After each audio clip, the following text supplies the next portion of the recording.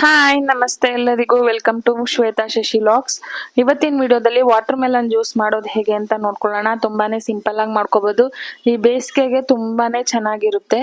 ಬನ್ನಿ ಹೇಗೆ ಮಾಡೋದು ಅಂತ ನೋಡ್ಕೊಳ್ಳೋಣ. ನಾನು 1 ಬೌಲ್ ಅಷ್ಟು ವಾಟರ್ ಮೆಲನ್ ತಗೊಂಡಿದ್ದೀನಿ. ಅದ್ರದ್ದು ಬೀಜ ಎಲ್ಲ ತೆಗ್ದು ಸಣ್ಣ ಸಣ್ಣದಾಗಿ ಕಟ್ ಮಾಡಿ ಇಟ್ಕೊಂಡಿದ್ದೀನಿ.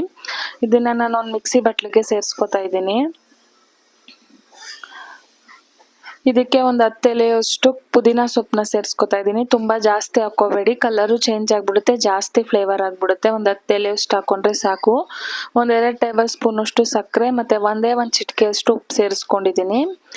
ಒಂದು 5-6 ಐಸ್ ಕ್ಯೂಬ್ ಸೇರಿಸ್ಕೊಂಡು ಒಂದ್ಸರಿ ಬ್ಲೆಂಡ್ ಮಾಡ್ಕೊಂಡ್ರೆ ಸಾಕು. ಇದನ್ನ ನಾನು ಇವಾಗ ಸೋಸ್ಕೊಂತಾ ಇದ್ದೀನಿ. ಚೆನ್ನಾಗಿ ಒಂದು ಸ್ಪೂನಲ್ಲಿ ಹಾಕಿ ಸೋರಿಸ್ಕೊಂಡ್ರೆ ಚೆನ್ನಾಗಿ ಫಿಲ್ಟರ್ ಆಗುತ್ತೆ. 1-2 ನಿಮಿಷ.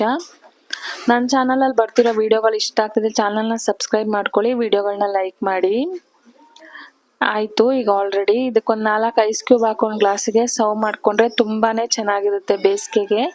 ಒಂದ್ಸರಿ ಟ್ರೈ ಮಾಡಿ. ನನ್ನ ಚಾನಲಲ್ಲಿ ಬರ್ತಿರೋ ವಿಡಿಯೋಗಳನ್ನ ಇದೇ ರೀತಿ ನೋಡಿ ಚಾನಲ್ನ ಸಪೋರ್ಟ್ ಮಾಡಿ. Thanks for watching my channel.